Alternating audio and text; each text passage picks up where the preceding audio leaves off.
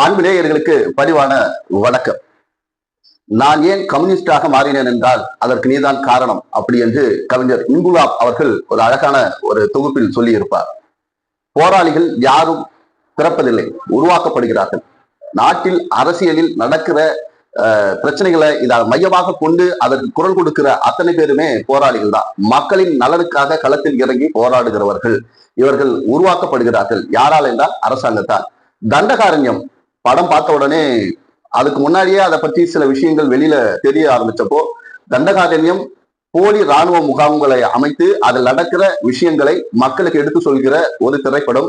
அதற்குள் காடு சார்ந்த உரிமை, மக்களுக்கு எதிராக நடக்கப்படுகிற அந்த கொடுமைகள், இவை எல்லாவற்றையும் தான் அதியநாதரை அவர்கள் பேசி இருக்கிற அப்படின்னு ரொம்ப தெளிவா சொல்லிட்டார். நமக்கு இப்படியெல்லாம் நடக்குமா தோழர் அப்படின்ற மாதிரி தான் படத்துக்கு போயிருந்தோம். அதாவது தண்டகாரண்யம் அதியநாதரிக்கு ரொம்பவே தைரியம் அதிகம் அப்படின்னு தான் நம்ம சொல்லணும். ஏனென்றால் இந்த படம் சென்சாருக்கு போகுமா, சென்சாருக்கு போனா இந்த படம் வெளியில வருமா அப்படி என்பதே முதல் கேள்விக்குறி. இந்த கதையை அவர் யோசிச்சு படமா எடுக்கணும்னு முடிவு பண்ணதுக்கு அப்புறமா இதை தயாரித்த தயாரிப்பாளர் ரஞ்சித் அவர்களுக்கு, அதாவது நீலம் ப்ரொடக்ஷனுக்கு இதை விட ரொம்ப தைரியம் வேணும். ஏன்னா ஒரு கதையை படமா எடுத்துருவாரு. அதற்கான பணத்தை போட்டு இந்த மெசேஜ் மக்களுக்கு போய் சேரணும், இந்த சமூக விழிப்புணர்வை ஏற்படுத்தணும் அப்படி என்ற முடிவோடு ரஞ்சித் அவர்கள் இதை கையில் எடுத்திருப்பது ஆகச்சிறந்த பாராட்டுக்குரியது.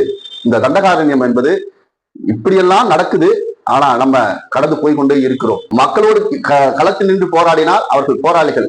ஆனால் அவர்களுக்கு அரசு, அதாவது ஆளுகிற அரசு, அது மாநில அரசாக இருக்கட்டும், ஒன்றிய அரசாக இருக்கட்டும், அவர்களை நக்சலைட்டுகள், நக்சல்வாதிகள் என்று முத்திரை குத்தி அவர்களை வெளியில் நடமாட விடாமல் அவர்களுக்கான உரிமையின் மீது கை வைக்கும் போது ஆயுதம் மீறி அவர்கள் காட்டுப்பகுதிக்கு நடத்துகிற அந்த போராட்டம் அவர்களுடைய போராட்ட குணம். அவர்கள் போராடுவது தங்களுடைய சுயநலத்துக்காக அல்ல, தான் வாழ்கிற தன்னுடைய மண்ணை காப்பாற்ற, தனக்கான உரிமையை காப்பாற்ற அந்த போராட்டம் தான் அவர்களுடைய போராட்டம். ஆனா அவர்களைத்தான் அரசு நக்சல்வாதிகள் அப்படின்னு சொல்றாங்க அப்படிங்கிறத அழகா போற போக்குல ஒரு பக்கம் சொல்லியிருக்காரு. இன்னொரு பக்கம் அதாவது கலையரசன் அவர்களுடைய நடிப்பு, தினேஷ் அவர்களுடைய நடிப்பு ரெண்டுமே ரொம்ப சிறப்பு அப்படின்னு தான் நம்ம சொல்லலாம். அந்த கதாபாத்திரத்தை உணர்ந்து தனக்குள் ஒரு மாற்றத்தை கொண்டு திரையில் அழகாக நடித்திருக்கிறார்கள்.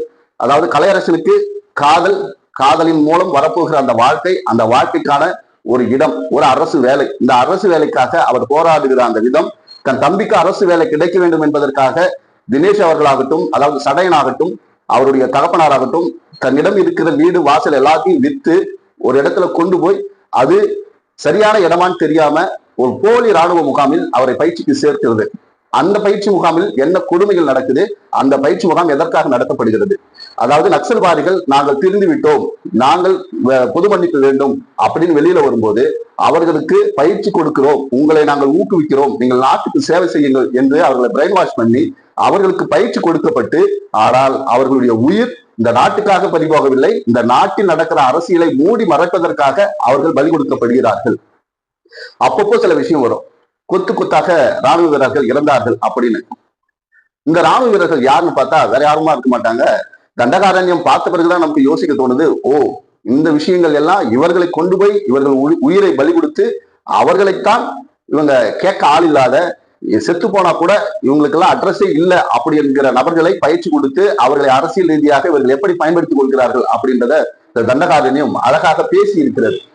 அந்த கிளைமேக்ஸ் காட்சியில ஒருவன் போராடுறான் தன் காட்டுக்காக, தன் மண்ணுக்காக, தன் மக்களுக்காக. அந்த போராடுகிறவனை எந்த சூழ்நிலை, தன் தம்பி முருகன் போலி ராணுவ முகாமில் அவன் உயிர் பலி போய்விடுகிறது. இந்த நாட்டுக்காக பணியாற்ற போன அவனை இந்த நாடு பலி வாங்கி விட்டது அப்படி என்பதை உணர்ந்து அதற்காக பழிதீர்க்கிற அந்த கிளைமேக்ஸ் இருக்கு இல்லையா, அதெல்லாம் பத்திரிகையாளர்கள்லாம் அதியநாதரை கிட்ட கேட்டாங்க, நக்சல்வாதிகளை நீங்கள் ஆதரிக்கிற மாதிரி இல்லையா அப்படின்னு. அவர் அந்த இடத்துல அவரு இல்ல அப்படியெல்லாம் கிடையாது, அது உங்களுடைய பார்வையில் தான் இருக்குது. நான் என்ன பார்க்கிறேன்னா, நக்சல்வாதிகள் என்று ஒருவன் பிறக்கிறதே கிடையாது. நக்சல்வாதிகள் உருவாக்கப்படுகிறார்கள், இந்த அரசால் உருவாக்கப்படுகிறார்கள். அவர்களுடைய மண்ணை அவர்களுக்கே கொடுத்து விட்டால், அவர்களுக்கான உரிமை வேலை வாய்ப்பை கொடுத்து விட்டால் அவங்க ஏன் இங்க போராட போறாங்க? அவர்களை நீங்கள் ஏமாற்றினால் அவர்கள் நெகிழ்ந்து எழுந்து கொதித்து எழுந்து அவர்கள் இந்த சமூகத்தில் நடக்கிற அநியாயங்கள், அதாவது தனக்கு நடக்கிற அநியாயத்தை தட்டி கேட்க கூட ஒரு மனிதனுக்கு உரிமை இல்லையா அப்படிங்கிற கேள்வியும் நமக்குள்ள வருது.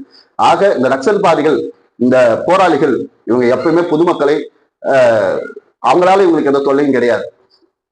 நம்ம தமிழ்நாட்டிலே எடுத்துக்கிட்டோம்னா மாபெரும், அதாவது இந்த மக்களுக்காக போராடிய தமிழரசன் அவர்கள் அவரை யாரும் பார்த்ததே இல்லைன்னு சொல்லுவாங்க. அண்ணன் திருமாவர்கள் கூட அவரோடு பல தடவை பேசி இருக்கிறார். ஆனால் இவர்தான் தமிழரசன் என்று தெரியாமலேயே பேசி இருக்கிறார்.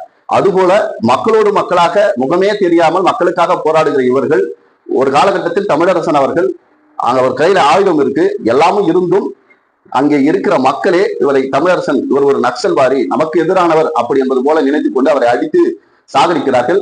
அப்போது அவர் நினைத்திருந்தால் தன் கையில் இருக்கிற துப்பாக்கியை பயன்படுத்தி அங்க இருக்கிறவர்களை ஒருத்தரை சுட்டு இருந்தா எல்லாம் திருச்சி ஓடி இருப்பாங்க, அவர் உயிர் காப்பாத்தி இருக்கலாம். ஆனா தன் உயிரை விட மக்களுக்கு எதுவும் ஆகிவிடக் கூடாது, பொது இடத்தில் ஒரு அசம்பாவிதம் வரக்கூடாது என்பதற்காக தன் உயிரையே தியாகம் செய்தவர்கள் கூட சொல்லலாம் தமிழரசன் அவர்களை.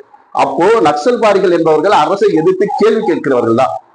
இவர்களை நீங்கள் ஒண்ணு இப்படி கொண்டு வருவீங்க, இல்லைன்னா அவர்களை திருத்துறன்னு கேம்ப் கூட்டிட்டு போயிட்டு போலி கேம்புகள் மூலமாக அங்க நடத்தி அவர்களுடைய உயிரை எப்படி இவங்க பயன்படுத்திக்கிறாங்க அப்படின்றத தண்டகாரண்யம் ரொம்ப சிறப்பா ரொம்ப அமைதியா போயிட்டு கிளைமேக்ஸ்ல ஒரு உணர்வை நமக்குள்ள கடத்தி விட்டு ஒரு விழிப்புணர்வையும் கடத்தி விட்டு போகிறது இந்த தண்டகாரண்யம்.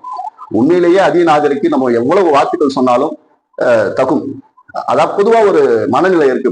ரஞ்சித் என்றாலே அவர் சாதிய படங்கள் தான் எடுப்பாரு, சாதி அதாவது தான் பாதிக்கப்பட்டதை மட்டும்தான் அவர் பேசுவாரு அப்படின்னு பல பேர் அவர் பேர் முத்திரை குத்துகிறார்கள். ஆனால் உண்மையிலேயே அவர் தொடர்ச்சியாக பேசுவது ஒடுக்கப்பட்ட, அது எந்த சாதியாக இருந்தாலும் பாதிக்கப்பட்ட ஒடுக்கப்பட்ட மனிதர்களுக்கான அந்த உரிமையை கேட்டுத்தான் அவர் தொடர்ச்சியாக திரைப்படங்கள் மூலமாக பேசிக் கொண்டிருக்கிறார். அதுக்கு இந்த தண்டகாரண்யம் ரொம்ப சிறந்த உதாரணமான திரைப்படம்.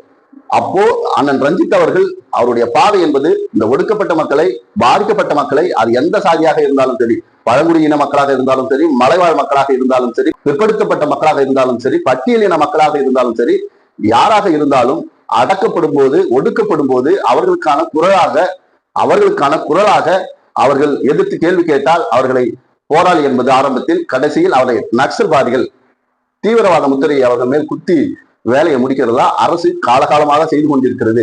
விடுதலையில பார்த்தோம், தண்டகாரண்யம் என்பது மண்ணுக்கான உரிமையும் பேசுகிறது, சுயமரியாதையை பேசுகிறது, சமூக விழிப்புணர்வை பேசுகிறது. ஆக எல்லோரும் கண்டுகளிக்க வேண்டிய ஒரு விழிப்புணர்வு திரைப்படமாக தண்டகாரண்யத்தை மக்களிடத்தில் கொடுத்திருக்கிற அதிநாதருக்கும் அண்ணன் ரஞ்சித் அவர்களுக்கும் நம்முடைய வாழ்த்துக்களை தெரிவித்துக் கொண்டு, தண்டகாரண்யம் போல இன்னும் சமூக சீர்திருத்தம் செய்யக்கூடிய, மக்களை விழிப்புணர்வு செய்யக்கூடிய படங்கள் வந்து கொண்டே இருக்க வேண்டும். அப்போதுதான் கேள்வி கேட்பவர்கள் யார், அந்த கேள்வி கேட்கிற குரலை ஒடுக்குபவர்கள் யார் என்பதை மக்கள் உணர முடியும், புரிந்து கொள்ள முடியும். முதல்ல ஒரு புரிதல் ஏற்பட்டாதான் அந்த புரிதலின் மூலமாக அதுக்கான தீர்வை தேடி நம்ம பயணிக்க முடியும் அப்படி என்பதை, அதாவது சாதாரணமா அரசியல் எனக்கு பிடிக்காது, அரசியல் நாங்க பேச மாட்டோம்னு சொல்ற அத்தனை பேர் வாழ்க்கையிலும் அரசியல் இருக்கிறது. அரசியல் இல்லாமல் ஒரு மனிதன் பிறக்கவும் முடியாது, இறக்கவும் முடியாது. ஆக அரசியல் என்பது நம்மோடு ஊரோடு உயிரோடு கலந்து இருக்கிற ஒரு விஷயம். வாழ்கிற வரை அரசியலை தெளிவு வேண்டும், புரிதல் வேண்டும். ஒரு உதாரணத்துக்கு ஒரு விஷயம் சொல்றேன். அண்ணன் திருமாவளவன் அவர்களை மக்கள் களத்தில் அவர் வாக்கு அரசியலுக்கு வராமல் ஒரு புரட்சிகர அரசியலை அவர் தொடர்ச்சியாக செய்திருந்தார், இன்றைக்கு அண்ணன் திருமாவர்களையும் ஒரு நக்சல்வாதி என்று முத்திரை குத்தி எப்போதே முடித்திருப்பார்கள். பல பேர் அறிவாயுதத்தை எடுக்கிறார்கள், இன்றைக்கு அரசியலை எதிர்கால இளைய சமூகத்திற்கு கடத்துகிறார்கள், ஆளுமைகளாக விளங்குகிறார்கள். சில பேர் ஆயுதங்களை ஏந்தி போராடுகிறார்கள். ஆனால் அவர்களுக்கான முடிவு என்பது அவ்வளவு எளிதாக கிடைப்பதில்லை. ஆனால் இதற்குத்தான் புரட்சியாளர் அம்பேத்கர் சொன்னார், கல்வி ஒன்றே உன்னை உயர்த்தும், உனக்கான ஆயுதம் அறிவாயுதம் அப்படி என்று. ஆக சமூகத்தில் விழிப்புணர்வோடு இருக்க வேண்டும். சாதி, மதம், இனம், மொழி இவை எல்லாவற்றையும் கடந்து மனிதநேயம் தான் நமக்கு முக்கியம் என்று சக மனிதன் கருதிவிட்டால் இந்த சமூகத்தில் எந்த ஒரு தீண்டாமையும், ஆணவ படுகொலையும், வன்கொடுமைகளும் நடக்காது அப்படி என்பதை ஒவ்வொருவரும் புரிந்து கொள்ள வேண்டும் என்று கூறி உங்களிடமிருந்து விடைபெறுகிறேன். நான் உங்கள் கிருஷ்ணா. நம்முடைய சேனல் கண்ணை நம்பாதே not7 லைக் பண்ணுங்க, ஷேர் பண்ணுங்க, சப்ஸ்கிரைப் பண்ணுங்க, மறக்காம பெல் பட்டனை கிளிக் பண்ணுங்க. நன்றி, வணக்கம்.